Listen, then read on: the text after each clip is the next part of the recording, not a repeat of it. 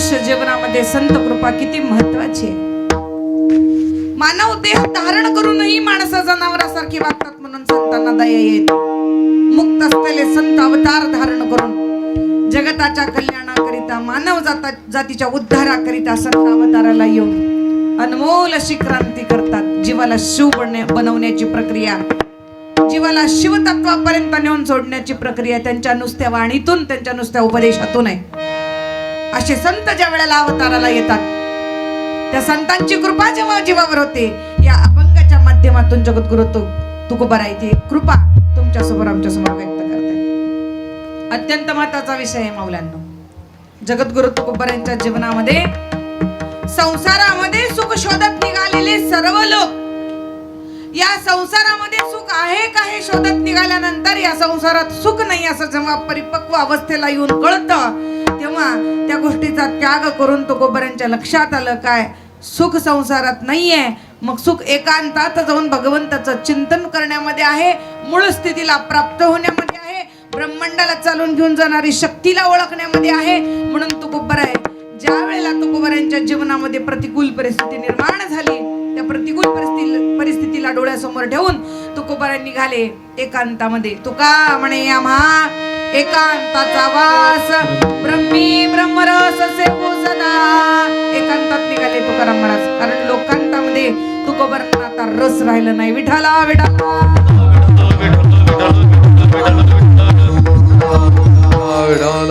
संसारात निर्माण होतो तो कंटाळा वेगळा आणि वैराग्य निर्माण होतं ते वेगळं. वैराग्य आणि वैताग्य दोन्ही गोष्टींमधला फरक तुम्हाला माहिती आहे, बऱ्याच कीर्तनामध्ये तुम्ही ऐकला. संसारामध्ये आपल्याला वैराग्य निर्माण होतं, पण ते क्षणिक निर्माण झालं की त्याला वैताग म्हणतात. पण संसारामध्ये निर्माण झालेलं वैराग्य जर कायमच टिकलं तर त्याला वैराग्य असं नाव सांगितलेलं आहे. विठाला विठाला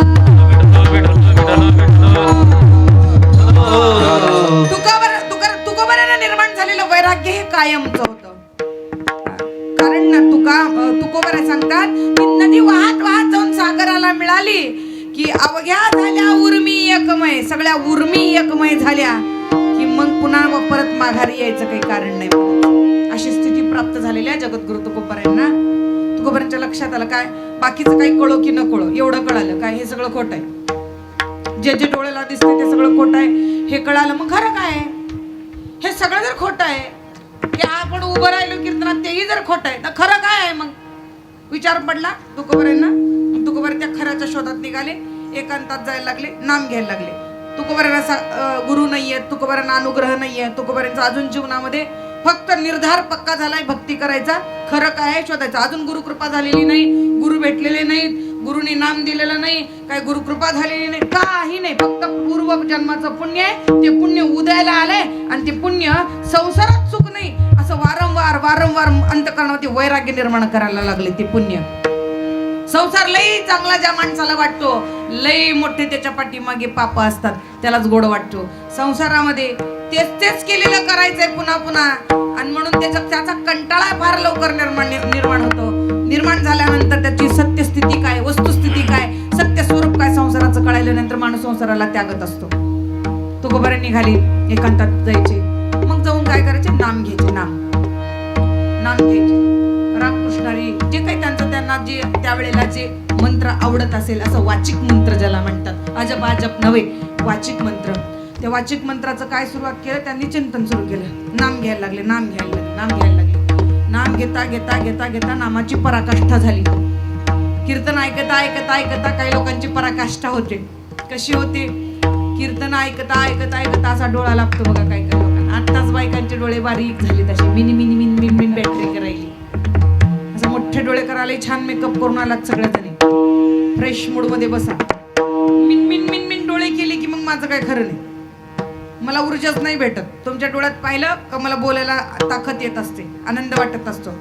तुम्ही डोळे मिन केलं, कपाळाला गाठी घातलं, जांभळ्या दिल्या, आळस दिलं की मला लई जास्त त्रास होतो मग त्याचा, है की नाही? तुमच्या चेहऱ्याकडे बघून कीर्तन सांगायचं असतं माऊल्यांनो. त्याच्यामुळे फ्रेश मूड मध्ये बसा सगळेजण. 1.5 तासच घेणार आहे तुमचा, जास्त नाही. 11ला बरोबर तुम्हाला घरी सोडणार आहे. पण फक्त मिळालेल्या 1 तासामध्ये जरा वेळ व्यवस्थित द्या, जरा लक्ष द्या, म्हणजे मला बोलायला ऊर्जा मिळेल. ऐका काय सांगत होते मी? गेलं आपलं नाम चिंतन सांगत होते, है की नाही? कोणता मंत्र असेल त्या मंत्रामध्ये तुकोबारा चिंतन करू लागले, साधना करू लागले. ते साधना करता करता पराकाष्ठा झाली. तुकोबारांना झोप लागली. झोप कशी लागली? झोप लागली म्हणजे झोप नाही लागली, त्याला झोप म्हणत नाही. एक घेती झोप एक करीती जप, दोन्ही दिसती सारखे, जो जाणे त्या नाव पारखे. जप करणारा माणूस आणि झोप घेणारा माणूस सुरुवातीला दिसायला दोन्ही सारखेच दिसतात, पण नंतर ज्या वेळेला त्यांचं चालू होतं साधना त्यावेळेला परिणामांती काय दिसून येतात? परिणामांती दोन्ही वेगळे वेगळे ते दिसून येतं. कसं दिसून येतं सांगते तुम्हाला. झोप घेणारा माणूस कीर्तनात आला असा बसतो, आल्या बरोबर टाईट, कंबर टाईट करून बसतो. असं वाटतंय त्या कीर्तन करायला आलेल्या महाराजाला काय विद्वान माणूस आहे बाबा, माझ्या किती चुका काढत की आता कीर्तनातल्या वाटाव. असं टाईट बसतोय, कमरेचा पाठीचा कणा टाईट करून. असं पाठीचा कणा टाईट असतो अगोदर. महाराज आले, रूपावळी घेतले, अभंग घेतले. अभंग घेतलं की अभंगाची चाल सुरू झाली की हिनं जरा ढिलं पडते, जरा असं वागते नक्कर कमर किंचित वागते असं जरा. अभंगाची पहिली चाल सुरू झाली, चाल संपली, मग भजन झालं, मग विना गेला विनेकराकडं आणि चिंतन सुरू झालं की पुन्हा जरा असं खाली वागत. पहिलं चरण सुटून दुसऱ्या चरणाला महाराज डुकला खाते महाराज बसलेला लगेच. ह्याला म्हणतात झोप घेणं. आणि एक असतो जप करायला बसलेला माणूस. पहिले बसताना सहज बसलेला असतो, पण जसजशा माळा फिरायला लागल्या, जसजसं त्याचं चिंतन वाढायला लागलं, जसजसं त्याची तद्रुपता वाढत चालली, तसं थोडा थोडा असा टाईट होत होत होत होत होत मग अगदी मूलाधार शक्तीच्या अंगावर तो डोलायला लागतो. मला तसा मूलाधार चक्रावर तो काय करतो? डोलायला लागतो. त्याची कुंडलिनी जागृत झाली की तो डोलायला लागतो. असा खालून वर येणं म्हणजे जप आणि वरून खाली येणं म्हणजे झोप. विठाला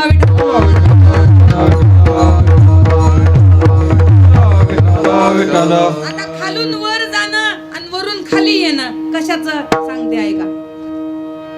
अधोगतीला जाणं म्हणजे झोप आणि ऊर्ध्वगतीचा प्रवास करणं म्हणजे जप. ऊर्ध्वगती कोणती?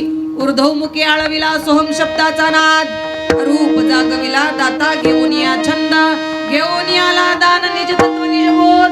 किती सुंदर सांगितले संतांनी प्रमाण. ऊर्ध्वमुखे आळविला सोहम शब्दाचा नाद, अधोमुखानं नाही, तोंडानं नाही, मग श्वासाद्वारे आळवल्यानंतर मग त्याची प्राप्ती होत असते. विठ्ठला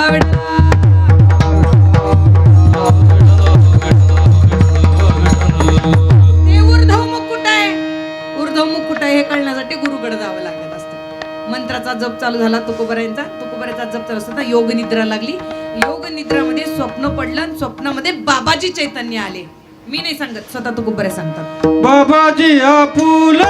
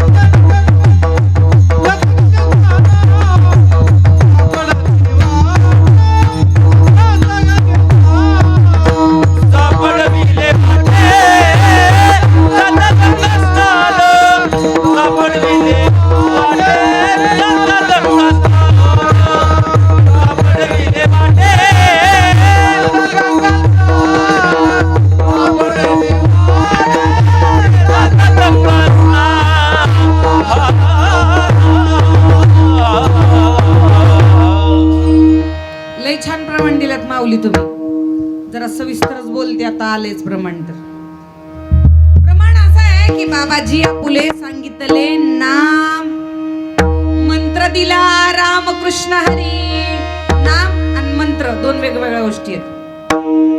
मंत्र दिला उघड उघड काय रामकृष्ण हरी, पण देताना कानामध्ये नाम दिलं. नाम कोणतं आहे? नाम नाम असं आहे की मुंगीपासून ब्रह्मदेवापर्यंत जे सगळ्याच्या श्वासात दडलेलं आहे ते दिलं कानात, सांगितलं, त्याची ओळख करून दिली त्या नामाची. नाम महत्वाचं आहे बरं का, नाम कळावं लागते. हे नाव सगळ्याला माहित आहेत, हे वर ठेवलेले नाव आपले, वर जे ठेवलेले नाव आहेत ना हे सगळ्या जगाला माहिती आहेत, पण जन्मनाव फक्त आपल्या आई वडिलाला माहिती आहे. तसं भगवंताचं जे जन्मनाव आहे, जे नाम आहे, ते केवळ संताला माहित आहे आणि संत कानात देत असतात. ते परंपरा आहे. गुरुनं काय केले, नाम दिले आणि उग तोंडाना काय म्हणीत जा, उठता बसता रामकृष्णारी रामकृष्णारी रामकृष्णारी उग म्हणीत जा म्हणले हिंडत. पण मूळ कोणतं दिलं, बीज मंत्र दिलं, बीज मंत्र अजपा जप दिलं मुळात. आणि दिल्यानंतर काय झालं महाराज, स्वप्न पडलं, स्वप्नामध्ये गुरु आले आणि गुरुंनी अनुग्रह केला. अनुग्रह केल्यानंतर जगद्गुरु तुकोबाराला जाग आली. एखाद्या माणसाला झोपेत स्वप्न पडलं, उठल्यानंतर जागृत अवस्थेमध्ये ते सगळं स्वप्न लक्षात राहतं आणि उठून माणूस सांगतो का मला स्वप्नात हे असं झालं होतं. आणि मग तसं तो जसा सांगतो तसं जगद्गुरु तुकोबारा जेव्हा जागृत अवस्थेत आले योग निद्रेतनं, तुकोबारांना अनुभव आला काय, अरे मला स्वप्नात माझे गुरु आले, त्यांनी मला अनुग्रह केला, मला मंत्र दिलं आणि आता किती आनंद झाला जगद्गुरु तुकोबारांना. तो आनंद व्यक्त करतात अभंगाच्या पहिल्या चरणात. उजळले भाग्य उजळले भाग्य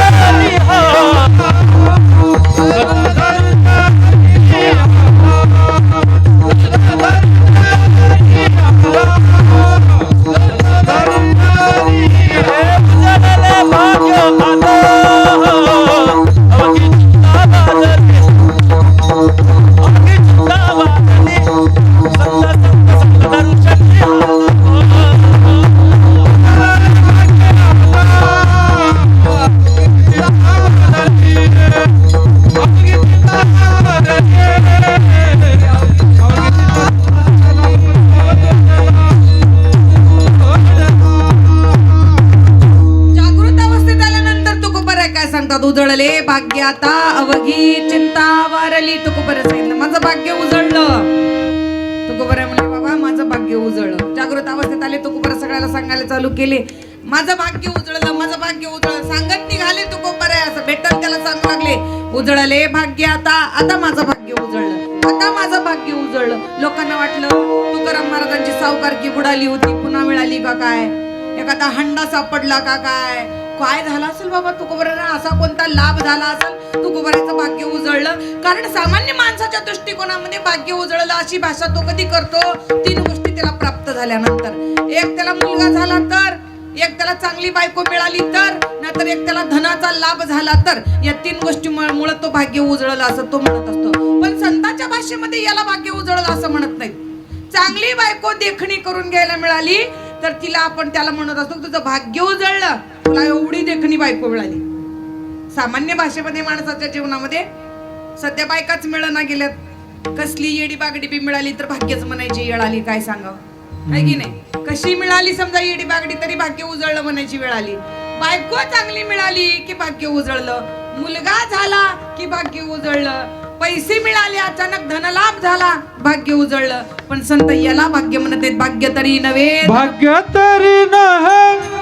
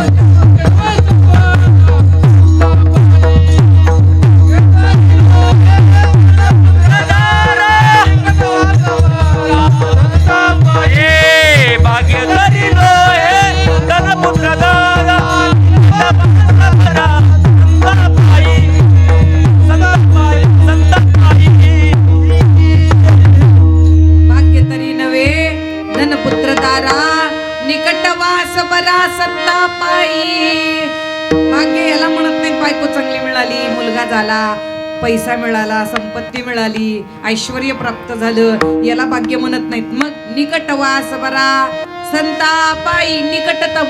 निकट म्हणजे किती निकट? समागम घडावा संतांचा, त्याला निकट शब्द वापरलेले. अंग संग कधी त्यांची तुटी न होता जे सानिध्य प्राप्त होतं त्या सानिध्याला काय सांगितलेलं आहे? निकटतम सानिध्य सांगितलेलं आहे. अत्यंत जवळ, किती हृदयाच्या आत संताच्या आपल्याला जागा मिळणं, याला सानिध्य म्हणतात, याला समागम म्हणतात संताचा. बरं का? काय म्हणले? भाग्य कधी उजळतं? संताचं सानिध्य प्राप्त झाल्यानंतर. लोक काय म्हणले तुकाराम महाराजाला? खरंच का महाराज संताची भेट झाल्यानंतर भाग्य उजळते? तुकाराम महाराज म्हणले उजळते. अत्यंत गरजेचं आहे जीवनामध्ये संताची भेट होणं, संत समागम घडणं अत्यंत गरजेचं. अर्धा घडीचा का होत नाही जीवनामध्ये संत समागम घडावा? अर्ध्या घडीचा, अर्ध्या क्षणाचा, अर्ध्या घडीचा का होत नाही जीवनामध्ये संतांचा सत्संग घडावा? असा जर संतांचा सत्संग अर्ध्या घडीचा घडला तर जीवनामधले सगळी संकट नष्ट होतात आणि शेवटी होय शांती.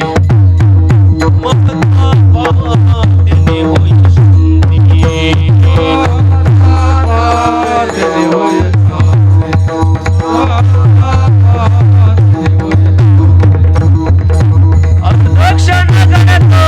संताची संगती तेने होय शांती. महत्त्वा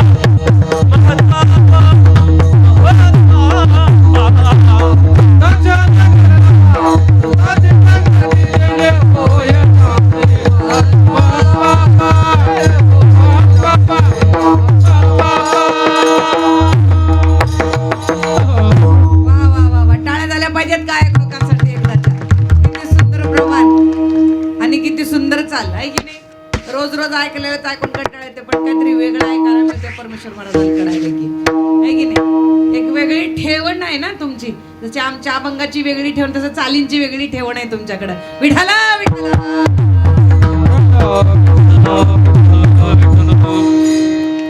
अर्ध क्षणाचा जरी संत संघटला, प्रमाण देऊ का तुम्हाला? उदाहरण सांगते. अलर्क राजा होता, मदालसा ऐकून येत तुम्ही? मदालसाचे 4 पुत्र होते, शेवटचा पुत्र होता अलर्क. अलर्काला कृपा झाली नाही. मदालसा बाळ जन्माला आल्याबरोबर जवळ घ्यायची, कानात मंत्र द्यायची, नाम द्यायची, अनुग्रह करायची, डोक्यावर हात ठेवायचे, सोहम जो जो रे बाळा. तिचं प्रमाण आहे सगळं. मला तर ते म्हणून मला वेळ लांबवायचं नाहीये, मला अभंगाचं चिंतन करायचं. ती मदालसा बाळ जन्माला बरोबर जवळ घ्यायची, कानात लेकरच्या मंत्र द्यायची, कान फुकायची. आई असावी तर मदालसासारखी, आणि आई असावी तर गोपीचंद राजाची आई सारखी असावी. नंतर जे आई माझ्या लेकराचा संसार व्हावा, माझ्या लेकराचा लय सुखात राहावा, माझ्या लेकरांना असं करावं तसं करावं म्हणणाऱ्या आया खूप आहेत, पण माझ्या लेकरांना परब्रह्म स्वरूपाची प्राप्ती करून घ्यावी म्हणणाऱ्या 2 आई जगातून गेल्या आणि त्यांचा इतिहास लिहून ठेवण्यात आला म्हणायचं. मग मदालसा त्या 4थ्या लेकराला मात्र अनुग्रह करू शकली नाही. ऋतुध्वज राजा आडवा आला, घेऊन गेला लेकराला जवळून. तू प्रत्येक लेकराला येडं करून ठेवायली म्हणली, देव शिकवून त्याला. राज्य करायला 3 लेकरं तयार नाही. ते 4थं तर जन्मलेलं लेकरू राज्यावर बसल, गादीवर बसून, म्हणून राजानं हिसकावून घेतलं पत्नी जवळचं बाळ आणि अलर्क तयार झाला. कृपा घडली नाही म्हणून ज्यावेळेला वानप्रस्थ आश्रमात निघाली होती नवऱ्याला घेऊन सोबत, 50 वर्ष झालं की घरात राहून लागते बायानं. मालक घ्यायचे आणि तीर्थयात्रा यात्रा यात्रा करीत जावं लागते. मठात राहावं लागते जाऊन 8-8 दिवस, 15-15 दिवसाचे अनुष्ठान करावं लागतात. कोणती बाई तयार आहे? 70 वर्षाची झाली तरी घर सुटना आहे की नाही? घरातनं निघायला त्या सुनाला जात तेलच लई घातली भाजीला, मीठच कमी पडलं, हेच झालं.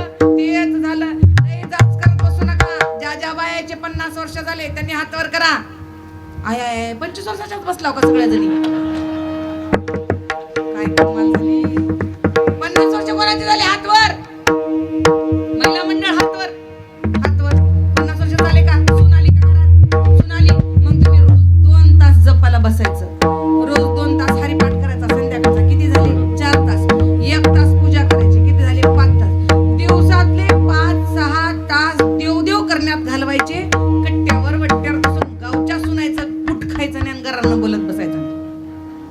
महिला मंडळ कोण्या गल्लीतल्या बायाची चर्चा करायची नाही. कुठं बसलं तिथं भगवंताचं नाम सारखे हातात माळ आणि ध्यास लागावा देवाच्या नामाचा. जीवन याच्यासाठी मदालसा निघाली. जाता जाता लेकराच्या गळ्यात एक ताईत बांधून गेली. ताईत असते ना, ताईत पेटी असते बघा अशी तांब्याची पेटी चपटी, तशी पेटी बांधली राजाच्या गळ्यात आपल्या मुलाच्या अलर्काच्या. आणि तिनं काय म्हणली जाताना, बाळा ज्या दिवशी खूप मोठं संकट येईल तुझ्या जीवनामध्ये त्या दिवशी ही पेटी उघड आणि मध्ये काय आहे ते बघ, तुझं संकट टळल म्हणली. झाला असं की निघून गेली आई आणि भाऊ ह्याच्यावर स्वारी केला. ह्याचाच भाऊ येडा होता, दरबारात उगा येड्यानी हिंडत होता. तिन्ही जे पोरं होते आधी झालेले ते तिन्ही येड्यासारखं वागायचे. शहाणपणानं वागलो तर मायबाप लग्न लावतील आणि संसाराला लावतील म्हणून येड्यावनी वागायचे. भरत राजा जसा तुम्ही ऐकली भरत राजाची कथा, येड्यासारखं वागत होते भरत राजा. सगळं कळत होतं पण येड्यासारखं वागत होते. भागवतामध्ये भरत राजाची कथा तुम्ही ऐकलेली. तसं येड्यासारखं वागत होते. अलर्काला शुद्धीवर आणण्यासाठी सुबाहू नावाचा त्याचा भाऊ त्याच्यावर स्वारी केला, युद्ध केला. त्या युद्धात भावाला हरवलं. येड्या भावानं मला हरवावं का म्हणला. मी एवढा शाना राजा, सप्तद्वीप पृथ्वीचा राजा, येड्या भावानं मला हरवलं म्हणला. दुःख झालं. हरलेला अलर्का युद्धातून निघून गेला. आता निघून गेला लांब. रात्रीच्या जाऊन एका साधूच्या आश्रमावर झोपला. सकाळी उठला आणि ती पेटी काढली. आईची आठवण आली. आई असती तर होऊ दिली नसती असं, पण आई नाही म्हणून घडलं म्हणला. आईची आठवण आली म्हणून ती गळ्यातली पेटी काढली. त्या पेटीमध्ये भोजपत्रावर एक वाक्य लिहिलेलं होतं. ते काय वाक्य होतं ऐका. आई काय म्हणते मदालसा आपल्या पुत्राला, जीवनामध्ये जन्माला आल्यानंतर अर्ध्या घडीचा कवत नाही संत संग कर म्हणून लिहिलेलं होतं. मग आता खरे संत कोण निघाला शोधात. माहूर गडावर गेला आणि तिथं दत्त महाराज दिगंबर अवस्थेमध्ये बसलेले होते. दत्त महाराजांना पाहिलं. हे खरे साधू आहेत म्हणून शरणांगती पत्करली. अष्टांग योगाचा उपदेश दत्त मालकांचा अलर्काला झाला आणि जीवनाचा उद्धार झाला. माऊल्यांनो, जीवनामध्ये संत संगती अर्ध्या घडीची जरी घडली तरी जीवनाचा उद्धार होत असतात. एक नजर असते साधूची एक नजर असते, करुणेची नजर असते.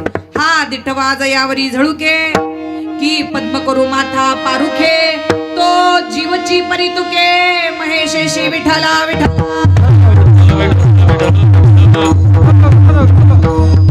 हा दिठवा जयावरी झळके, ही दृष्टी ज्याच्यावर झळकली ना, क्षणभर देखे जिसको योगी चित शक्ती जग जाए, वो अलख जगाने आया रे वाणी अगम सुनाने, मस्ताना जोगी आया रे अंतर शक्ती जगाने, अलबेला जोगी आया रे सोहम नाद जगाने.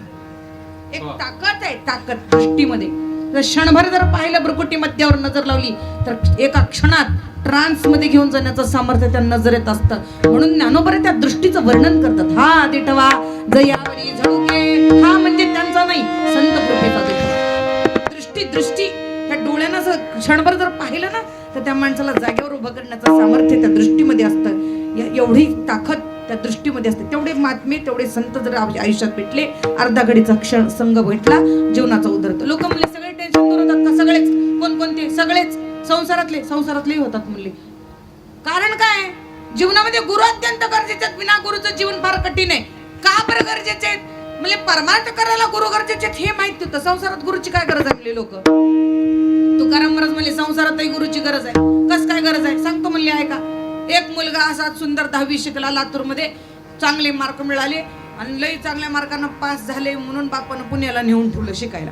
पुण्यामध्ये 12वी केली, चांगले मार्क मिळाले 12वीला. पुन्हा मोठा कोर्स केला इंजिनिअरिंगचा. संसारामध्ये गुरु काय गरजेचं आहे लोकांनी प्रश्न विचारला. माझ्याकडे लक्ष देत असला तर लई सुंदर दृष्टांत सांगते ना, तर मी नाही सांगत. मी लई असं पोटाच्या म्हणजे बिंबीच्या देठापासून ओरडून कीर्तन करत असते मी.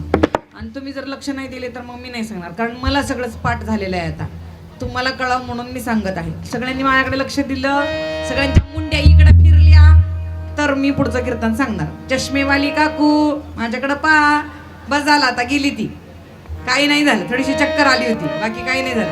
देवाच्या कीर्तनात उभी आहे. परमात्मा नक्की शक्ती देईल ना, बळ देईल ना. संकट असेल, काही टळलं असेल, दिलं भगवंताने तिला आशीर्वाद.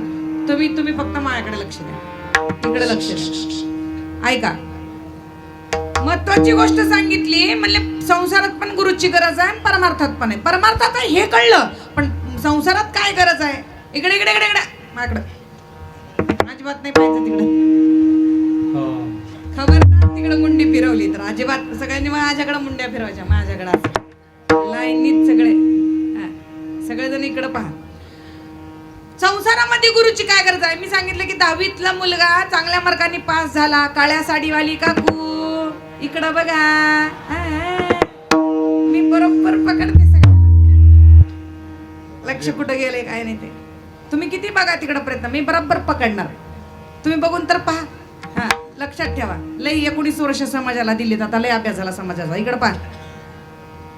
10वी पास झालेला मुलगा 12वी पास झाला, मोठा इंजिनिअरिंगचा कोर्स केला, मोठ्या कंपनीत खूप चांगली जॉब लागली. गावाकडे 50 एकर शेती आणि एकुलतं एक पोरगं, मोठा वाडा, प्रतिष्ठित घरातलं पोरग, मोठा इंजिनियर झाला आणि 3 लाख रुपये महिन्याला पगार.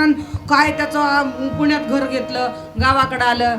आणि मग गावाकडे आल्यानंतर आई वडील काय म्हणले बेटा तुझं सगळं व्यवस्थित झालंय, आता तुझं लग्न करायचं का म्हणले. लग्न करायचं का म्हणल्यानंतर या मुलानं म्हणला आई बाबा मी आधीच पसंत करून ठेवला म्हणला.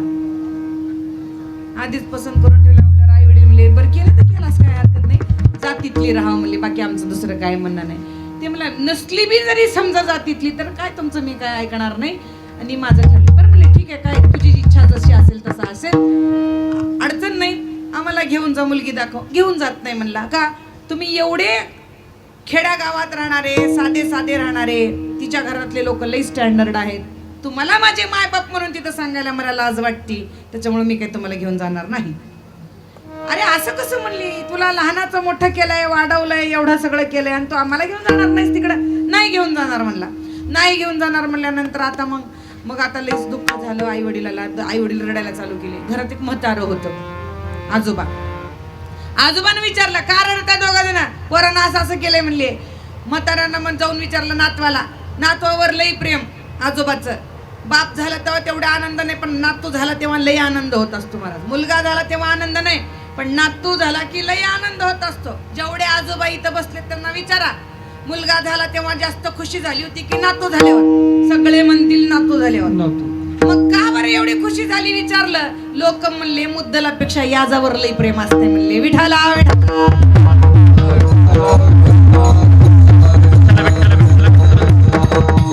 मुद्दलापेक्षा व्याजावर प्रेम जास्त असते, म्हणून आहे ना नातवावर प्रेम. हे गेलं म्हातार बाबा आणि त्या पोराला म्हणते पोरा उद्या सोयरी करायला चाललास म्हण. होय मग मला घेऊन जा की. हे बघा म्हणला मी आईला आणि बाबालाच घेऊन जायला त्यांना, तुम्हाला काय म्हणून घेऊन जाईल. ती म्हणला काही कर पण मला घेऊन जा. म्हातारा महागच लागलं महाराज. दुसऱ्या दिवशी त्याचे सगळे मित्र आले, त्या इंजिनियरचे सगळेजण गाड्यानं बसले. आता हे पोरं जाऊन सोयरी करून यायला निघाले. म्हातारा असं गच्च धरलं महाराज पॅन्टाला, असं त्याच्या सोडच ना पॅन्ट नातवाची. आय बाबा सोडा की, पाय गच्च धरलं. मला घेऊन जा सोयरी केला तुझ्या, मला घेऊन जा. म्हातारा महागच लागलं. मग आता काय करावं बाबा म्हणले. त्याच्या एका मित्रानं काय म्हणलं त्या इंजिनियरला, त्या पोराला म्हणलं हे बघ एक काम कर ह्याला घेऊन चल म्हणले म्हाताऱ्याला तुझ्या सोबत. तिथं गेल्यावर जर विचारलं हे कोण आहे, काय नाही म्हणे, वाटत चहा पाणी लागलं तर नौकर लागा, हाताखाली राहा म्हणून आणलं म्हणून सांग म्हणले याला. हे म्हणते आजोबाला बाबा तुम्हाला नौकर आहे म्हणून परिचय करून देईल तिथं, चालतंय म्हणले. नौकरच आहे म्हणून सांग पण घेऊन जा म्हणल्यानंतर म्हाताऱ्याला गाडीत बसवलं. पाठीमागे सगळेजण गेले, उतरले गाडीच्या खाली. म्हातारा सांगितलं इथंच बसायचं म्हणले, बाहेर वट्ट्यावर, घराच्या बाहेर जे वट्टा असतो ना त्याच्यावर कट्ट्यावर बसायचं म्हणले, वट्ट्यावर मध्ये नाही यायचं. म्हातारा बाहेरच बसलं. मध्ये गेले मुलीची आई, मुलीचे वडील, मुलाला पाहिले, मुलासोबत आलेल्या सगळ्या मित्रांना बोलणं झालं. मग म्हणले काय मुलीचे वडील म्हणले पसंत आहे का मुलगी. नाही म्हणले मला आता माझं ठरलंयच म्हणले तुमच्याच मुलीबरोबर लग्न करायचं. हो म्हणले आमची मुलगी पण अशीच म्हणाली, त्याच मुलाबरोबर लग्न करायचंय म्हणायला लागली. बर मग आता नाही काही अडचण नाही म्हणले, तुझं सगळं चांगलं, तुला 50 एकर शेती आहे, तू दिसायला चांगला आहेस, तुला पगार एवढी मोठी आहे, सगळं चांगलं आहे, पण एक अडचण आहे म्हणले. काय, आमच्या घरात माझे वडील आहेत, त्यांच्याच मनावर सगळं कारभार होत असते. मुलीच्या आजोबाला तू आवडलास का मुलगी तुला भेटली, बोलवा म्हणले. मग मुलीच्या आजोबाला मग तिकडचं एक म्हातारं होतं, त्याला बोलवलं महाराज. ते येऊन बसलं, म्हाताऱ्यांवरून खाली असं बघितलं. काय करतोस बाळा तू काम म्हणलं. हे ना म्हणला मी इंजिनियर हो बाबा म्हणला. बर मग माझी नाती बरोबर लग्न करायचं पक्क ठरलंय का तुझं. ठरलंय म्हणले मला नात द्यायला काय अडचण नाही, पण माझ्या एका प्रश्नाचं उत्तर दे, मग मी माझी नात तुला देतो. म्हणले काय प्रश्न आहे. मग त्या म्हाताऱ्यानं शेतातून आधीच जाऊन चिंचच्या झाडाचा पाला वरबडून आणून ठेवला होता आणि ते टोपलं पुढं सरकावलं आणि काय म्हणलं काय नाही लय मोठा इंजिनियर आहेस, लय मोठी कंपनी चालवतो म्हणतो, एवढ्या चिंचच्या पानाची पत्रावळी लावून दाखव म्हणलं. पत्रावळी आता चिंचच्या पानाची पत्रावळी लावायला येईल का. हे इकडं 2-3 मित्र संघ नेलते ना, ह्या मित्राला म्हणते तुला येते का. मी म्हणला तुला चिंचेच्या पानाची पत्र लावायला येते का?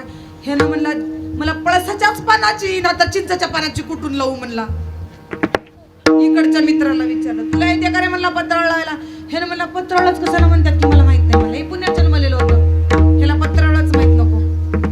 मग आता हात चोळायला लागला महाराज. आता प्रश्नाचं उत्तर देणार तर बायको मिळणार नाही करून घ्यायला. आता काय करावं? बाहेर पाठीमागे तिकडं घराच्या तिथं बाहेरच्या वट्ट्यावर ह्या पोराचा आजोबा बसला होता.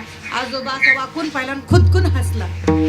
आजोबा हसला की पोराला कळालं काय आजोबाला उत्तर येते म्हणून आजोबा हसायला लागले. उठून बाहेर आला मुलगा, आजोबाच्या शेजारी बसला वट्यावर आणि म्हणला आजोबा काय करा म्हणला, त्या पोरीच्या आजानं लय मोठी शर्त ठेवली.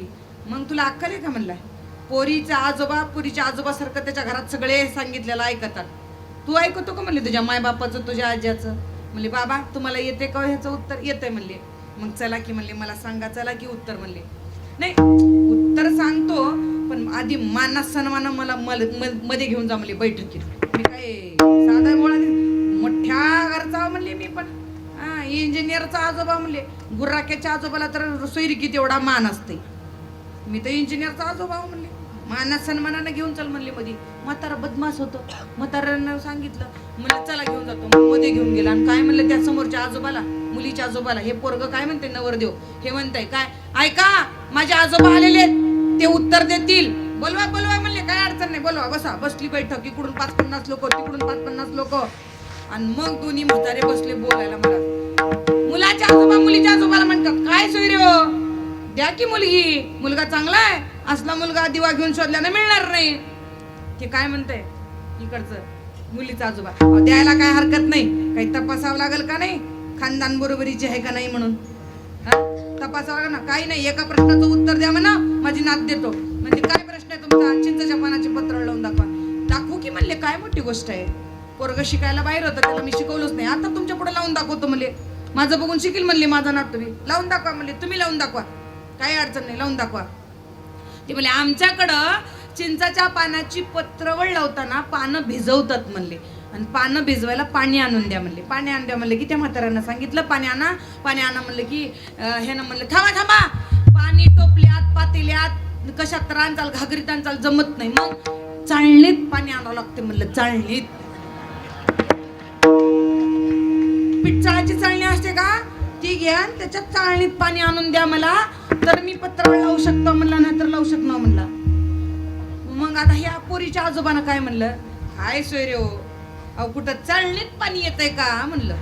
मग त्या पोराच्या आजानं म्हणलं मग कुठं चिंचाच्या पानाची पत्रावळ लावता येते का? मग ही म्हणते पोरीचा आजोबा सोयरा बरोबरीच आहे गडी म्हणला. सोयरा काय बरोबरीच आहे म्हणला. खानदान बरोबरीच आहे म्हणला. वडा म्हणला कुंकाची पट्टी वडले साखर खाल्ली सगळं झालं. बाजा वाजला इंजिनियरचा. म्हणजे लग्न झालं. लग्नातच बाजा वाजतो की मग काय झालं लग्न लागलं पण बघा त्या इंजिनियर आलेलं संकट संसारातलं त्याचा संसार कडेला लागला. त्याचा संसार सुरुवात झाला. कृपा झाली आजोबाची म्हणूनच ना. मग संसारातही गुरु पाहिजेत की नाही. संसार काय उगा असते का? पाठीमागे सासू सासरे सगळं लावून द्यायला राहतात म्हणून संसार सगळ्याचा लागत असतो. उग लागत नाही. पाठीमागे सासू सासरे कमवून ठेवलेले असतात. घर घेऊन ठेवलेले असतात. सगळ्या गोष्टी मांडून ठेवलेला असते. रीतरिवाज लावून ठेवलेली असते आणि त्या नियमाला पालन करत करत तुमचं जीवन सुखी होतं. बिना सासू सासऱ्याचे जे संसार करतात त्यांचं बघा किती त्यांच्या जीवनामध्ये किती संकट असतात. त्यांच्या दुःखाला सांगायला कोणी नसतं. म्हणून सुखदुःखामध्ये परिवार अत्यंत महत्वाचा आहे. म्हणून लई सासू सासऱ्याला राग करायचं नाही. एखाद्या वेळेला त्यांच्या जर वागण्याचा राग आला तर शांत बसायचं. पण आपण बोलून त्यांची मनं दुखवायची नाहीत. विठ्ठला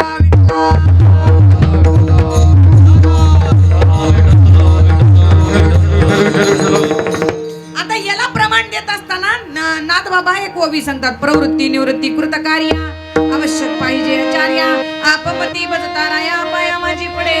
कार्य प्रवृत्तीचं असो अथवा निवृत्तीचं. कार्य प्रपंचाचं असो अथवा परमार्थाचं. दोन्ही गोष्टीमध्ये आपल्याला गुरु जीवनामध्ये अत्यंत आवश्यक आहे. ते गुरु आज मला लाभले म्हणून माझं भाग्य उजळले भाग्य आता अवघी चिंता वारली. माणसं वारलेलं पाहिलंय पण इथं चिंताच वारली म्हणतात. तो बरं चिंताच राहिली नाही, काळजीच राहिली नाही. सगळी चिंता कोणाला आहे? माझ्या गुरुदेवाला आहे. सगळी चिंता कोणाला आहे? संताला आहे माझ्या जीवनाची. म्हणून मी चिंता करत नाही. मग तुम्ही काय करता? मी 24 तास चिंतन करतो. लोक म्हणले वा तुकाराम महाराज गुरु केल्यानं, गुरु आयुष्यात आल्यानं जर एवढा फायदा असल काय, चिंताच संपून जात असेल माणसाची आणि भाग्य उदयाला येत असेल, एवढाच फायदा आहे का महाराज संत भेटीचा? तुकाराम महाराज अजून एक फायदा आहे संताच्या भेटीचा, संताच्या कृपेचा. अजून एक फायदा सांगतो तुम्हाला, अभंगाचं दुसरं चरण. संत दर्शनी हालावा,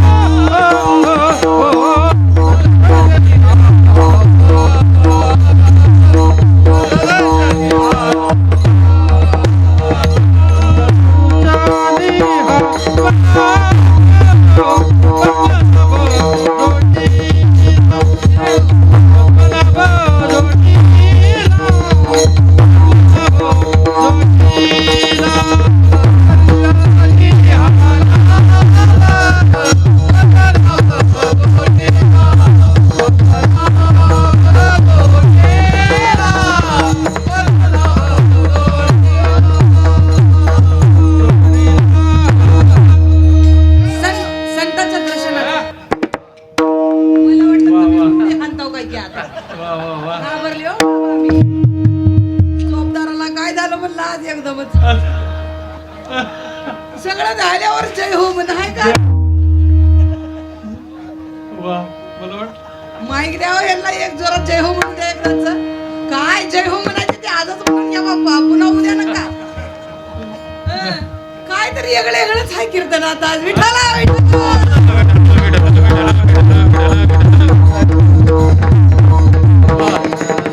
माऊली तुमची चाल नाही आवडली चोपदाराला म्हणून जय हो म्हणले. तुम्ही सुंदर चाल प्रमाण म्हणले ना त्याला आनंद झाला, ते जय हो म्हणले. तुम्ही आणि मी आमच्या ह्याच्यात होतो विचिंतनात आणि मागून जय हो म्हणले. मला वाटलं आता मला का तरी वाटलं, तुम्हाला वाटलं का हे असं आहे पा अवघड आहे. एकदा विनोद रसात गेला मूड की त्याच रसात जात असतो. संतांच्या दर्शनाचा आणखीन एक फायदा सांगतो म्हणजे तुकाराम महाराज. भाग्य तर उदयाला येतं, दुसरी गोष्ट चिंता संपून जाते, पण अजून एक फायदा होतो. कोणता फायदा होतो? तुकोबाने सांगितलं संत दर्शनी हा लाभ पद्मनाभ जोडला, पद्मनाभ जोडला. संतांच्या दर्शनाचा हा फायदा आहे. आता फायदा म्हणलं की माणसं पळायला चालू करतात. माणसं येडे नाहीत, लय शाने असतात माणसं. आपला फायदा कशात आहे, कुठं आहे, कसं आहे लोक शोधून काढतात. नाही बी फायदा झाला तर फायदा करून घ्यायच्या प्रयत्नात सगळं आयुष्य घालवतात. फायदा येड्यातल्या येड्या लहानातल्या लहान लेकराला आपला फायदा कशात आहे ते कळतं महाराज. आपला फायदा कसा करून घ्यावं ते सगळ्याला कळतं या जगात. कुणी आपला हे करून घेत नाही, काय घाटा कुणीच करून घेत नाही, सगळे फायदा करून घेतात आपलं. आता बघा एक छोटंसं लेकरू होतं लहान आणि त्याला फायदा, त्यात शिकायला लागलं, शाळेत गेलं, मोठं झालं, 10वीच्या वर्गात गेलं आणि 10वीला गेल्यानंतर अभ्यासाकडे लक्षच नाही, लक्ष सगळं त्या मोबाईलमध्ये. कुठं बसलं तिथं मोबाईलच घेऊन ती खेळू लागलं. त्या मोबाईल शिवाय त्याचं मनच लागणार, अभ्यासात मन लागणार, वाचना लिहना काहीच करणं. आता अशा झाल्यानंतर त्या वडिलांना एका दिवशी बघितलं, अरे काय तुझी जीवन आहे म्हणले, अभ्यास करावं, जरा चांगलं शिकाव. तू म्हणला काय अभ्यास करणार काय नाही झालं, म्हणलं लावतोस म्हणला माझ्या नावाचा दिवा चांगला. वडील गर्दा करू लागले मुलाला. वडील गर्दा करताना त्यानं काय म्हणलं, एका दिवशी मोबाईल ठेवून दिला खाली आणि जाऊन असं त्याच्या वडिलाच्या समोर थांबलं. म्हणला पप्पा लई शिव्या देऊ लागला म्हणला मला. का बरं एवढं राग करायला म्हणला. नाही तू अभ्यास करणार झालास म्हणून तुला राग करायला म्हणले. नाही मग मी अभ्यास केल्यावर काय होते सांगा बरं म्हणला. अभ्यास केल्यावर तू अभ्यास केलास की तुला मार्क चांगले पडतात म्हणून रागवायलो. बरं मार्क चांगले पडल्यावर पुढं काय होते. चांगले मार्क पडले की चांगल्या कॉलेजमध्ये ऍडमिशन मिळते. पुन्हा मग तिथेही चांगले मार्क मिळतात. मग पुन्हा मग तुला चांगल्या एखाद्या कोर्सला तुला नंबर लागते. मग पुन्हा मग तुला चांगलं MBBS ला नंबर लागला की तू डॉक्टर होतोस. मग पुन्हा मग डॉक्टर झालास का असं छान एशीच्या कॅबिन मध्ये बसून पेशंट तपासतो, आनंदात जीवन जगतोस बाबा, आरामात जेवण करून आरामात झोपी जातोस म्हणून तुला कष्ट कर म्हणाला म्हणले. मग आता काय आराम झोप नाही गेला का म्हणला. आता रोज जेवलेला झोपलेला तेवढं सगळं करून आरामात जगण्यापेक्षा आता आराम जगला नाही का म्हणला. करावं आता असल्या लेकराला कसं करा.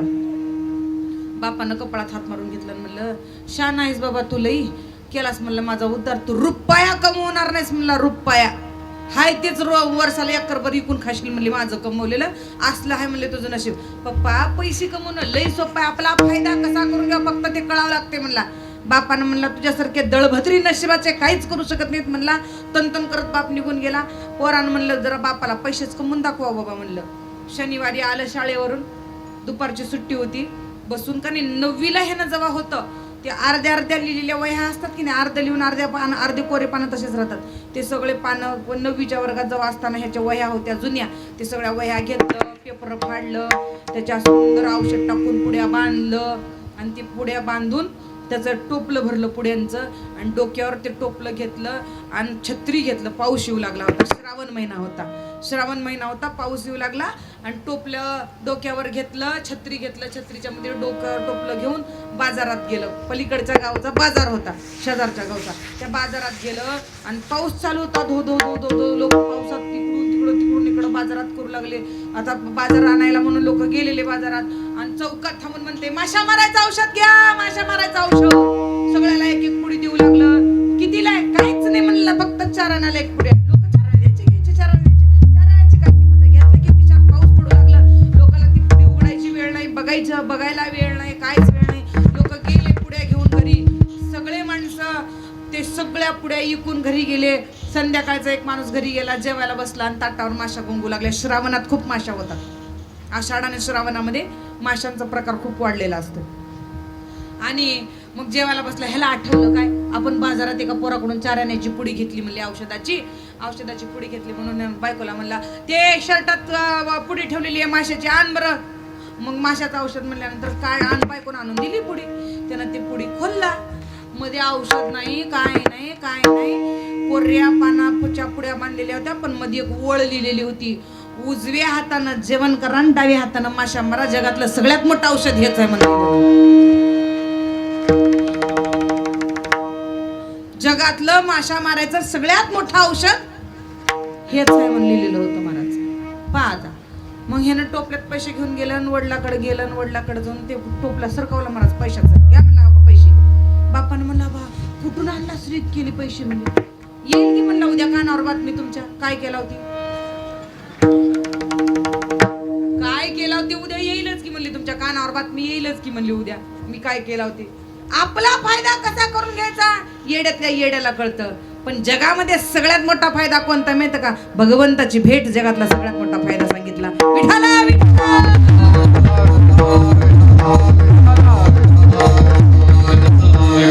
सगळं भेटू शकतं या जगामध्ये, सगळं भेटू शकतं. दुर्लभ अशा गोष्टी काही सांगितलेल्या आहेत. काय, मनुष्य देह दुर्लभ आहे, विषयाचा त्याग होणं दुर्लभ आहे, संतांची भेट होणं दुर्लभ आहे, भगवंताची प्राप्ती होणं दुर्लभ आहे, वैराग्य निर्माण होणं दुर्लभ आहे. अशा खूप साऱ्या गोष्टी दुर्लभ सांगितलेल्या. त्याच्यात सगळ्यात शेवटी भगवत प्राप्ती दुर्लभ सांगितलेले. दुर्लभो मानुषो देहो दुर्लभ विषय त्याग. हा मनुष्याचा देह दुर्लभ आहे आणि विषयाचा त्याग होणं दुर्लभ आहे, वैराग्य निर्माण होणं दुर्लभ आहे, संतांची भेट होणं दुर्लभ आहे. आणि जर झाली संतांची भेट तर दुर्लभ असलेला तो परमात्मा त्या संतांच्या दर्शनाने त्याच्या कृपेनं प्राप्त होतो असं सांगितलं. विठाला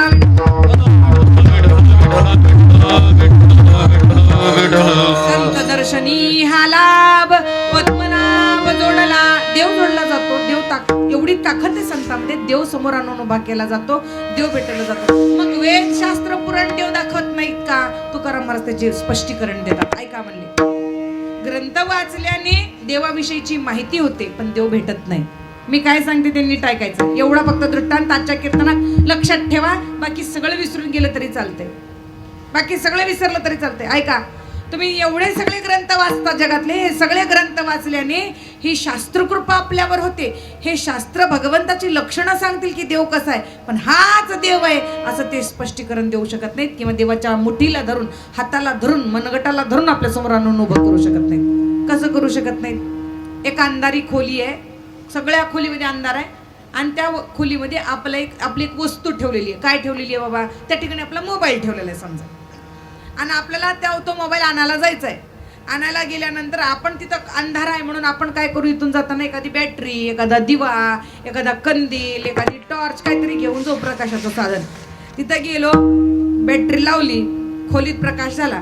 त्या प्रकाशामध्ये आपला मोबाईल किंवा आपली वस्तू जी काही आहे ती जिथं ठेवली ती जागा दिसल, ती वस्तू दिसल, पण ती बॅटरी हे सांगते का? ह्याला हेच म्हणतात, मोबाईल म्हणतात, हे घे म्हणून सांगते का बॅटरी?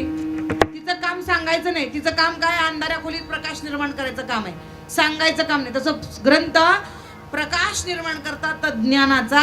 त्या ज्ञानाचा प्रकाश परमात्मा दिसतो, पण हाच देव आहे याला तू पकड, याचाच खरा साक्षात्कार करून घ्या असं ग्रंथ सांगत नाहीत. असं सांगणारे केवळ सद्गुरू असतात.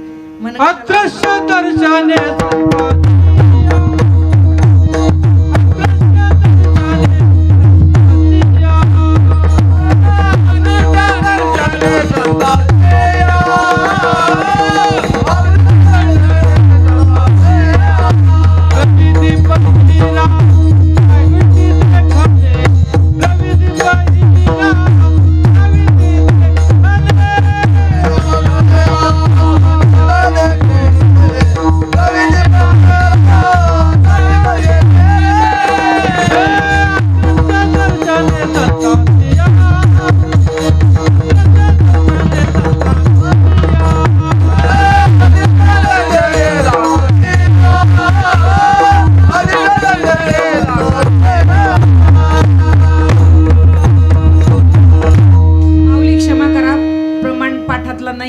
अदृष्ट दर्शने की अदृश्य दर्शने?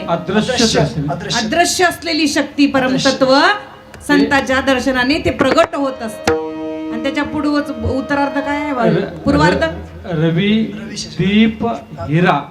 रवी दीप हिरा. दावी थी देखणे. दावी ती देखणे. दावी ती देखणे. हा, म्हणजे रवी दीप हिरा डोळ्यांना बघितल्यानं दिसतंय आपल्याला, कारण ते साकार रूपात आहेत ना, त्याला सांगता येत नाही. हा, पण अदृश्य असलेला परमात्मा संत दर्शनाने प्रगट होतो. विठाला आहे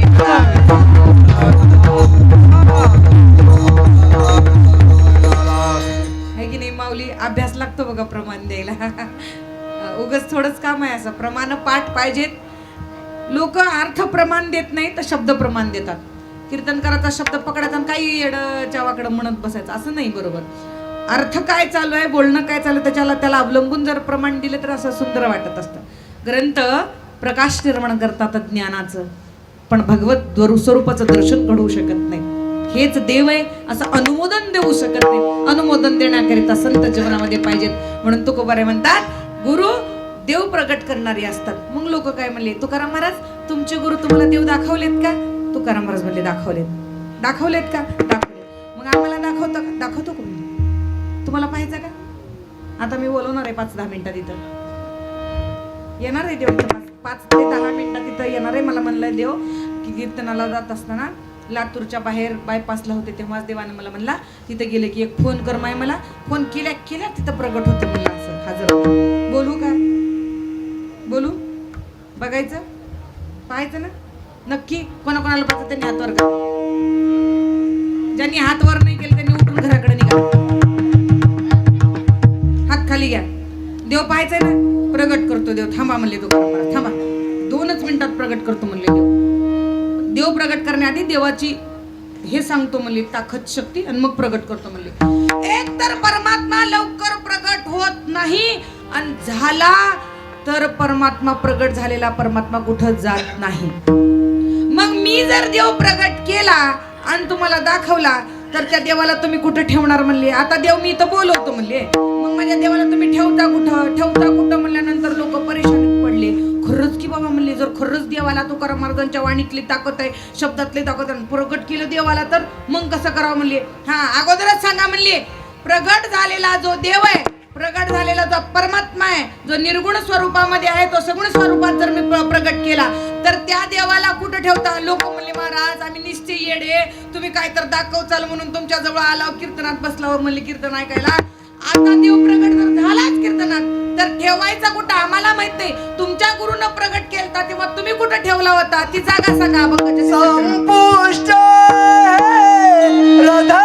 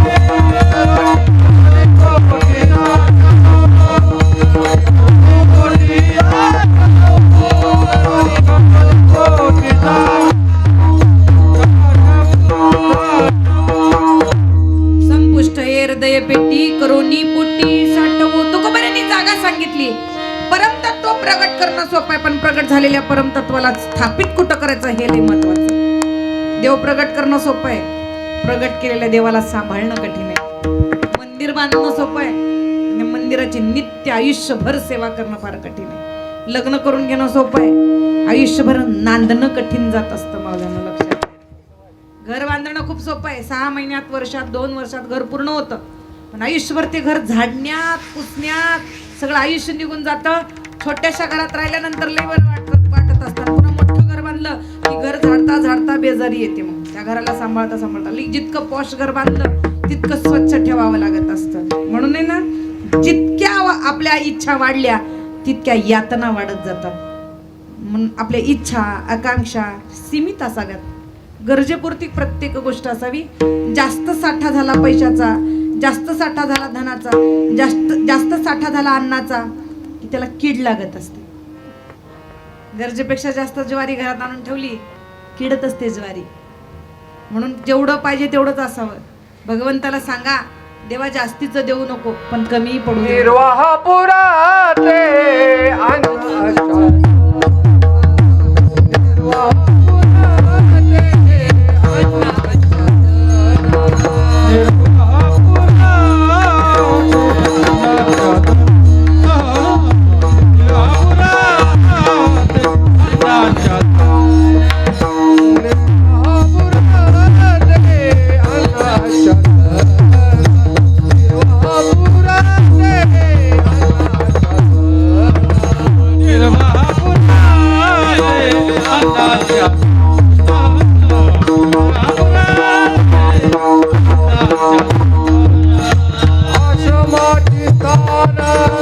गोपी गुहा क्रमस्थान गोपी गुहा निर्वाहपुरा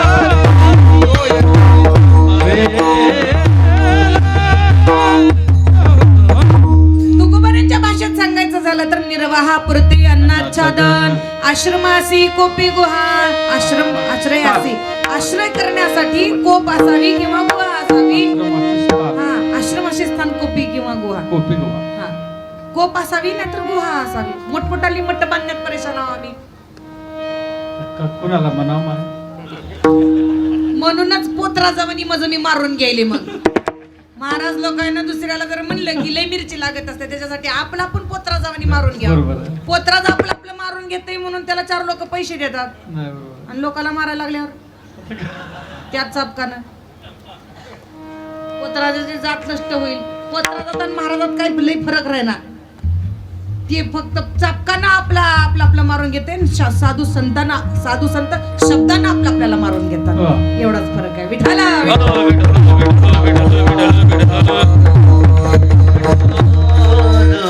मग अलिप्तता कसा व्हावता आश्रमातून मारून घेतल्याशिवाय आपल्याला बांधायचं म्हणून आश्रम आणि असं बोलून त्याच्यातून अलिप्त व्हायचं असते साधून ही लीला असते ही तयारी असते साधूची बाहेर निघावं लागेल ना त्या उपाधीतून तुम्हाला काय वाटते बोलणारा माणूस समजा आता मी बोलायला किंवा तुम्ही बोलताय तुम्हाला बोलताना तुम्ही ऐकत नाहीत का तुम्हाला गाताना तुम्ही ऐकत नाहीत माऊली गाताना तुमचं तुम्हाला तुम्ही ऐकत असाल ना मग बोलताना माझं मला मी ऐकत असेल की नाही मग बोलणारा इथं दुसराच कोणीतरी ऐकणारी फक्त मी आहे ती विठाला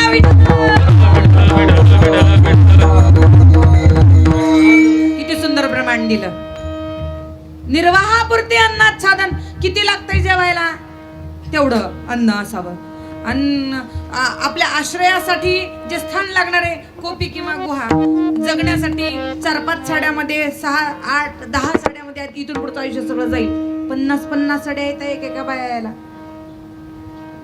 अजून बी नवीन कोणती निघाली साडी तर घ्यावंच वाटते कपाट भरला असेल साड्याचा तरी आपलं मन समाधान नाही किती आयुष्यात जमवावं हे सगळं जमवलेलं आपल्याला शेवटी एका दिवशी आपलं घात करणार आहे म्हणून कामापुरतं असावं जास्त त्याच्यामध्ये माणसानं गुंतून राहू नये तुकोबारांनी सांगितलं काय भगवान परमात्मा प्रगट करण्यात वेळ जास्त घालवा संसाराचं जमा करण्यात वेळ जास्त घालवू नका निम्म तर कमीत कमी माणसानं वेळ द्यावा निम्म संसाराला निम्म परमार्थाला एवढं तरी वेळ द्यावा नाही वर्षातले 7च दिवस सप्त्यात तेवढं आपलं मन लागते पुन्हा घरी गेले की पुन्हा तेच नवऱ्याच्या मागे किटकिट कर सोनं लई महाग झालं ह्या वर्षी तुम्ही मला घेऊनच द्यायला नाही असंच कराय नाही तसंच कराय नाही सगळ्या बायला हसू लागले म्हणजे सोनं मागतात नवऱ्याला त्याच्याशिवाय काही इतकं हसू यायला लागलं का किती माणसानं कशासाठी जगावं आयुष्यामध्ये ज्या गोष्टीसाठी जन्म झाला ती गोष्ट प्राप्त करा थोडस स्थिर व्हा सोडून टाका संसारातल्या गोष्टी विचार सोडून टाका नाही ना सोना फुटका मनी नाही ना नाही असं कधी झालं का एखाद्या बाईच्या अंगावर फुटका मनी नाही म्हणून फट्ट म्हणे तिला मरण आलं सोनं लिहून गेल्यानं मरण येते का चांगली साडी घालणं गेल्यानं मरण येते का कशात जगतोय मग आपण मेकअप करणं गेल्यानं मरण येईल का सोडून दे ना हळूहळू हे सगळा साड्यातला जीव निघून जावा सोन्यातला जीव निघून जावा खाण्यापिण्यातला जीव निघून जावा आता जीव रात्रंदिवस देवा गेला आजचा दिवस उद्याचा उजडणार कधी दर्शन होईल कधी साक्षात्कार होईल 8 तास बसलेल्या ठिकाणी ध्यान कसं लागल कसं मी माझ्या समाधी अवस्थेपर्यंत पोहोचल सगळ्या जगाचा विसर पडून एक परमतत्व एक भगवंत मला लक्षात राहावा अशी अवस्था मला कधी प्राप्त देव कृपा करील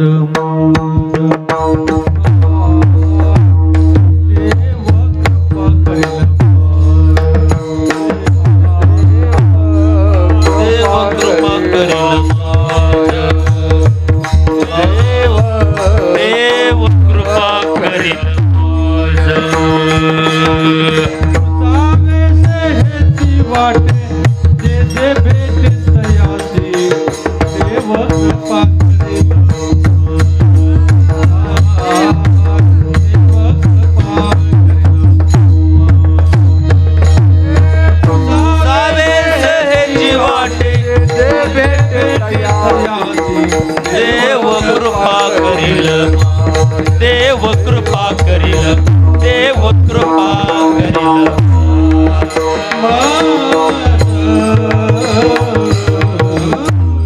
भगवंताची कृपा माझ्यावर कशा पद्धतीने कधी होईल कोण्या दिवशी होईल याच्यासाठी झुरत राहावं रात्रंदिवस. याला भक्त म्हणतात, याला भक्ती म्हणतात, याला खरा परमार्थ म्हणतात. आणि याच्यासाठी जन्माला आलोय आपण. तुका म्हणे भाग्य या नावे म्हणजे संसारी जन्मिजे याची लागी. याच्यासाठी जन्माला आलोय माणूस म्हणून, संसार करण्यासाठी नाही.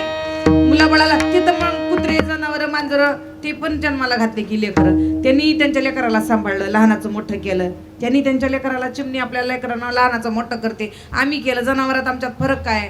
ज्या दिवशी आम्ही मोक्ष नावाचा पुरुषार्थ साधतो त्या दिवशी आमच्या जीवनाचं श्रेष्ठत्व सिद्धीला जात असतं, जन्माला आल्याचं सार्थक होत असतं. तुकोबऱ्यांनी सांगितलं परमात्मा प्रगट झाला तर त्याला हृदयात ठेवायला लागतो. कुठे ठेवायला लागतो त्या देवाला? संपुष्ट हृदय पेटी परोनी पोटी साठवू. तुकोबऱ्या सांगितलं संपुष्ट हृदय पेटी. ए महिला मंडळ, झोपायला काय झालं?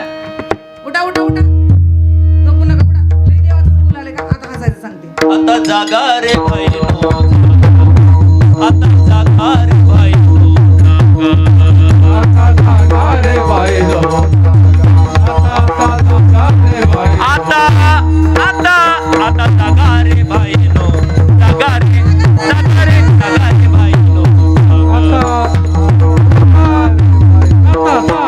रे बाईनो.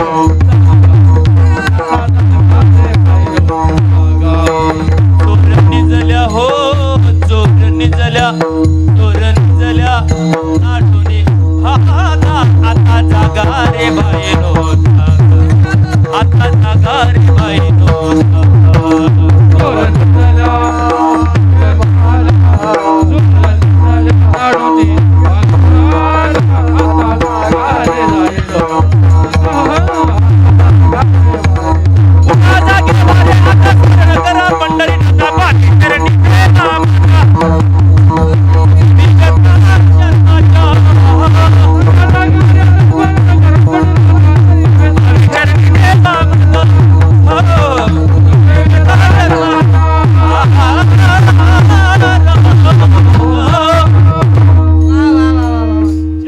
क्या बात है.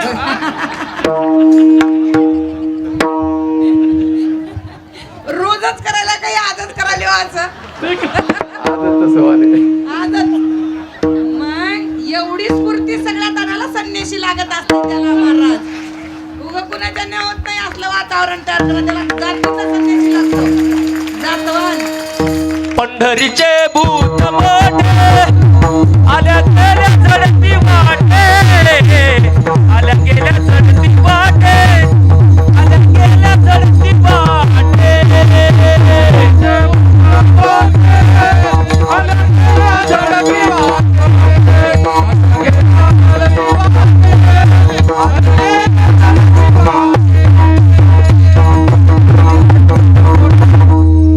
नाही म्हणजे आता तुम्हाला असं म्हणायचं का हे पंढरीचं भूत आहे मग झडपायलं म्हणून सगळ्याला ह्यांच्या अंगात गेले का? निघणं झालंय असं म्हणायचं होतं होय तुम्हाला. पंढरीचे भूत मोठे आल्या गेल्या झडपी वाटे म्हणले, प्रमाण दिले. मला वाटलं मुलाच भूत म्हणाल्यात का काय? माय वाटलं लाडकी लेक मी संतानी, लाडकी लेक मी लाडकी लेक मी संताची, लाडकी लेक मी संताची.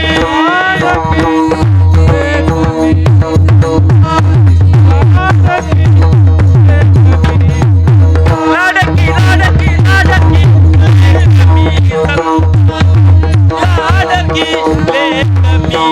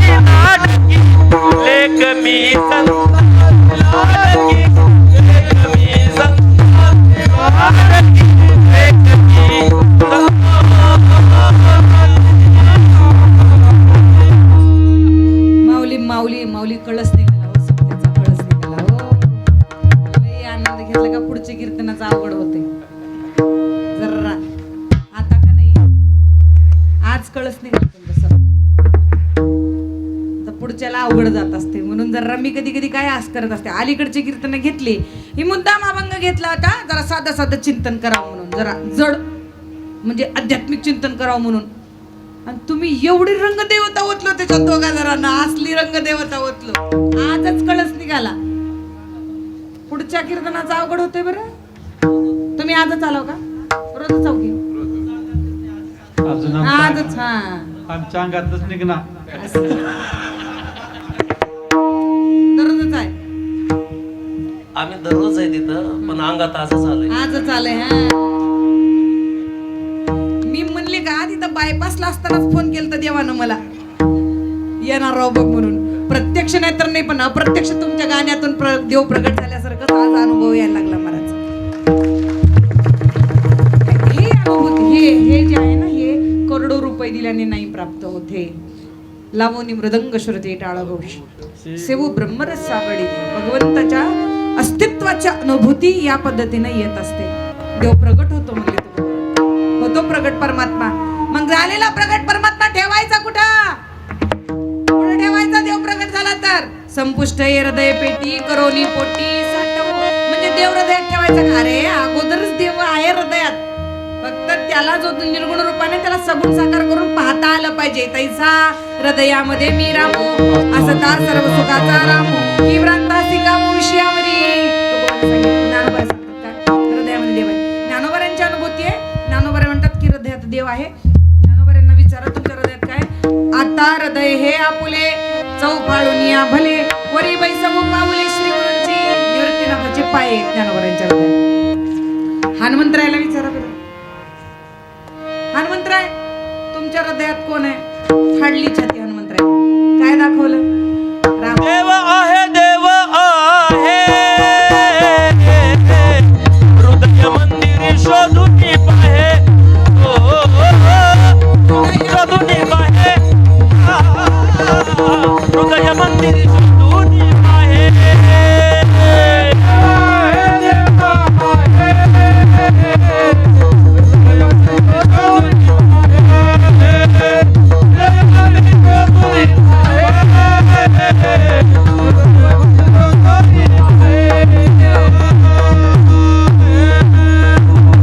अगोदरच देव हृदयामध्ये आहे. बरं हे ज्ञानोबराला विचारलं तर ज्ञानोबरांनी सांगितलं. हे हनुमंतराला विचारलं तर हनुमंतरांनी सांगितलं. हेच गोष्ट जनाबाईला विचार बरं. जनाबाईंनी देवाला कोंडलं महाराज, कोंडलं. हृदय बंदी कोण केला? हृदय बंदी कोण केला?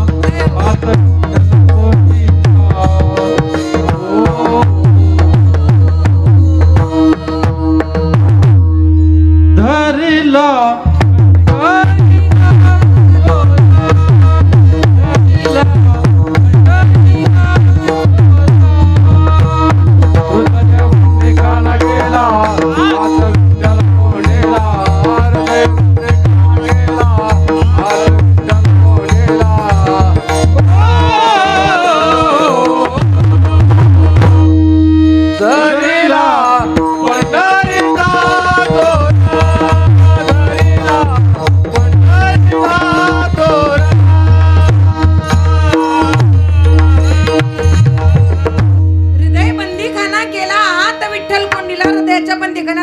कोंडले. पंढरपूरच्या लोकांनी जनाबाईला विचारलं का हो जनाबाई, का हो लय चांगला देव आहे, आज एवढ्या सुंदर चांगल्या देवाला का बरं कोंडून ठेवल्या तुम्ही, काय कारण आहे? जनाबाई म्हणली मग याला कोंडणं तर म्हणे चित्त चोरले म्हणली यांनी माझं. काय चोरले? चित्त चोरले. एखाद्या चोरानं चोरी केली आणि त्याच्यावर जर आपल्याला संशय असला ना, आपण पोलीस स्टेशन मध्ये गेलो आणि पोलिसाला जर फिर्याद दिली, मला याच्यावर संशय आहे, त्या संशयिताला पकडून आणतात. पकडून आणल्या का त्याला जाब देतात, जरब देऊन विचारतात. जर सुगावा लागला त्या गोष्टीचा आणि त्यानं जर कबुली देत नसल आणि ती जर चोरलेली वस्तू परत करत नसल तर त्याला टॉर्चर करतात. टॉर्चर त्याला म्हणतात थर्ड डिग्री टॉर्चर. ते थर्ड डिग्री टॉर्चर करतात. बर्फाच्या लादीवर त्याला झोपवतात, मारतात, मार देतात. ह्याला म्हणतात थर्ड डिग्री टॉर्चर. तसं जनाबाईनं देवाला म्हणली माझं चित्त चोरले देव माझं चित्त म्हणली. देव ऐकणं गेल्यावर जनाबाईनं 3rd डिग्री टॉर्चर केली चोराला. आणि ते 3rd डिग्री टॉर्चर होतं. सोहम शब्दाचा मारा केला विठ्ठल काकुळती आला. काय केलं मग काकुळतीला येऊन? काकुळतीला आल्यानंतर ते जे विठ्ठलाच्या आत जे स्वरूप आहे ते स्वरूप दाखवलं. लई सुंदर चिंतन आहे माऊल्यांनो. ह्याच्यासोबत खेळावं लागतं, या शब्दांसोबत संतांच्या अभंगासोबत खेळता आलं पाहिजे. फार सुंदर चिंतन आणि जगता आलं पाहिजे, मग तर लय आनंद आहे. जनाबाईनं म्हणली हृदयाच्या बंदीखान्यात घेऊन ह्याची आरती वळायला नाही म्हणली. पोलिस काय आरती वळतात का चोराची मध्ये नेऊन? हा, चोराला नेलं की मध्ये बंदीखान्यात घातल्यावर काय आरती ओवळतात? त्याला दिवे मुटकी ओवाळून टाकतात का त्याच्यावरून? हा, हातात काठी घेऊन त्याला मार देतात, 3rd डिग्री टॉर्चर करतात. किंवा ते सांगते काय चोरला म्हणते त्या बाईचं 5 तोळे घरातलं सोनं चोरून आणलं. कुठे ठेवलास? रेल्वे पटरीच्या पलीकडून पुरला म्हणते. चल म्हणतात, मग नेऊन दाखव. मग पोलिस संग घेऊन जातात. मग ते पुरलेलं उकळून काढते आणि मग ते पोलिसाला पोलीस वस्तू आणून ज्याची चोरी झाली ती त्याला आणून देतात. बरोबर? तसं भगवंताचं स्वरूप ओळखायचं असेल तर त्याला हृदयाच्या बंदीखान्यात घालावं लागत असतं. संतांनी हृदयाचा बंदीखाना केला. आत पांडुरंगाला विठ्ठलाला कोंडलं. आत कोंडल्यानंतर भरून परमात्मा उरला. का उरला? कारण देव एवढा मोठा आहे. किती मोठा आहे? देव तर मोठा आहेच, पण देवाचं नाम एवढं मोठं. किती मोठं? गगनाहून वाढ नाम, गगनाहून वाढ नाम आहे. गगनाहून वाढ नाम आहे.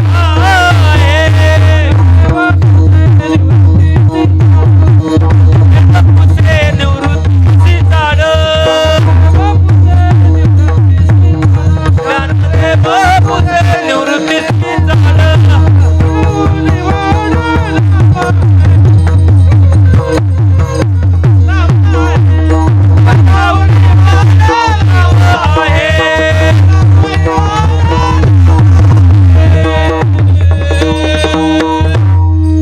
गगनावनी वाडा नाम आहे म्हणताना माऊली आवाज गगनाला घेऊन गेलते.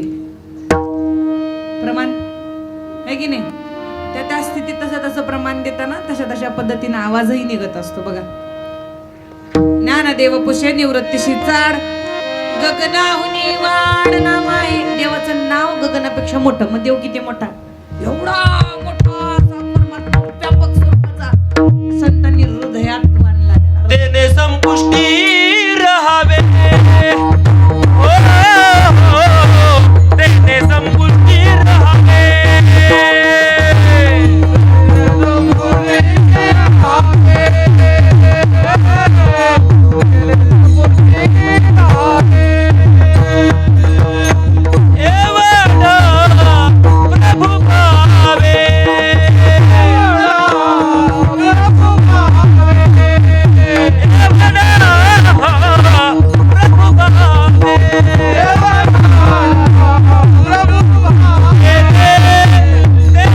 तेने संपुष्टी रहावे.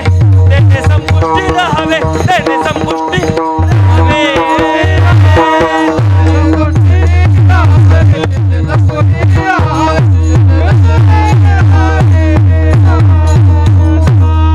एवढा प्रभू भावे त्यांनी संपुष्टी राहावी. एवढा असा हा मोठा असलेला देव संताच्या हृदयात भरला. संतांनी हृदयात कोंडला. आता हृदयात कोंडला, पण हृदयात कोंडून देव उरला.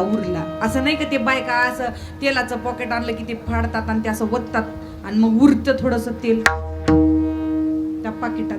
किंवा असं किलोभर साखर आणली आणि अशी डब्यात ओतली की एवढी उरते बघा, अशी एवढी.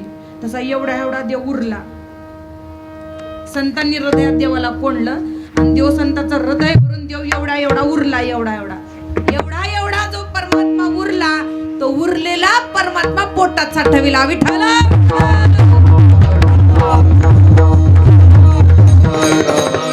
म्हणून तुकोबा सांगतात, संपुष्ट हृदय पेटी करोनी पोटी साठवू. का पोटी साठवू? हृदयात साठवलं नाही का? उरला. तो विश्वव्यापक असलेला परमात्मा हृदय भरून उरल्या कारणाने पोटात साठविला. आणि म्हणून कोण साठविलं पोटामध्ये? सावतामाळी महाराजांनी साठविला दाता त्रैलोक्याचा. धन्य त्याची माता, धन्य त्याचा पिता, साठविला दाता त्रैलोक्याचा.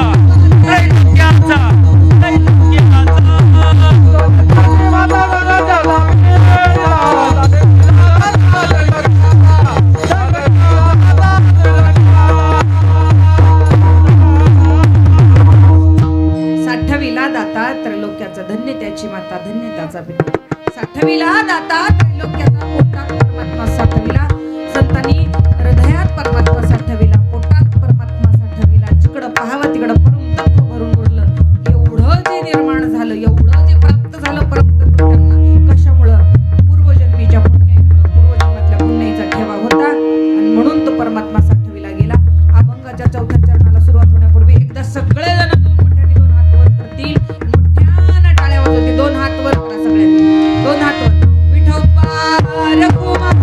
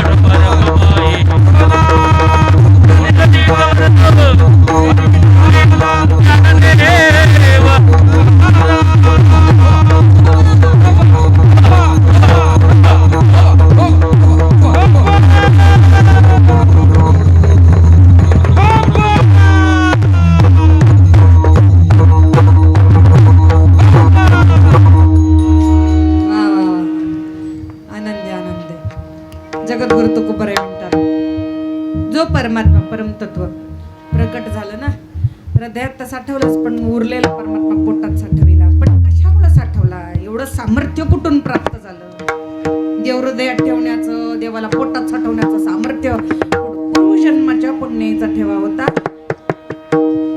आणि तो ठेवा या भावाला सापडला. पण ते अष्टसात्विक भाव आहेत. साधना करताना ते जागृत होतात. मग रडायला येणं, मोठ्यानं हसणं, चक्कर येणं, मूर्छा येणं, स्पंदन होणं, थरथर थर थर कापणं साधनेमध्ये, हे सगळे प्रकार याला अष्टसात्विक भाव म्हणतात. आणि हे अष्टसात्विक भाव जागृत झाल्या कारणानेच, अवस्था प्राप्त झाल्या कारणानेच काय झालेलं आहे म्हणतात? हे सर्व परमतत्व मला